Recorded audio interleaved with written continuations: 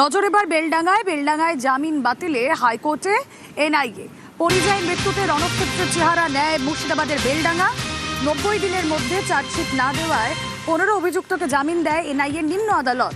নিম্ন আদালতের সিদ্ধান্তকে হাইকোর্টে চ্যালেঞ্জ এনআইএ। আরও একবার আপনাদের জানিয়ে রাখি, বেলডাঙ্গায় জামিন বাতিলে হাইকোর্টে এনআইএ। পরিযায়ী মৃত্যুতে রণক্ষেত্রের চেহারা নেয় মুর্শিদাবাদের বেলডাঙ্গা।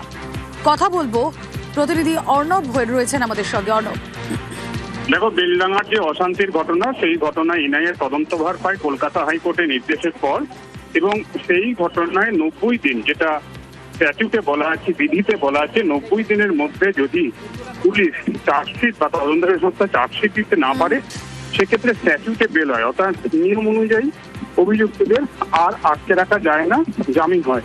এক্ষেত্রে নিম্ন আদালত বা এনআইএ আদালত জামিন দিয়ে দেয় 15 জনকে।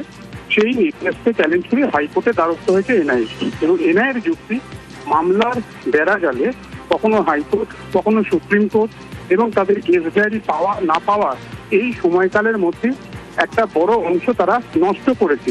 কাজে 90 দিনের মধ্যে স্ট্যাটিউটের বিল বিষয়টি কনসিডার করা হয়েছে। সেক্ষেত্রে 90 দিনের বেশি সময় তাদের প্রাপ্য এই চার্জশিট দেওয়ার প্রশ্নে।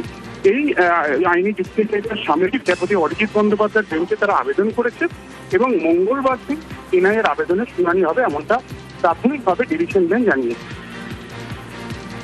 বেশ,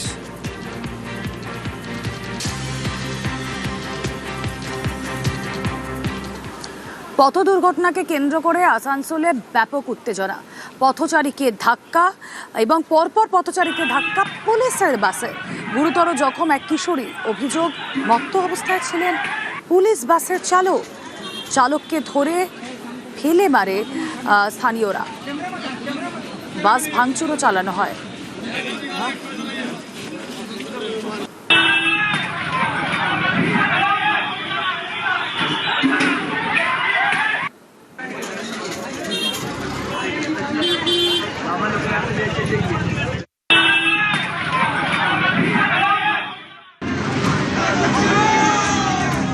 শ্রমিক ভট্টাচার্য তার যে পেপটক, সেই পেপটক দিচ্ছেন, পাশে থাকার আশ্বাস জানাচ্ছেন যারা প্রার্থী রয়েছে তাদেরকে এবং তার সঙ্গে জেলার যারা কর্মী রয়েছে তাদেরকে।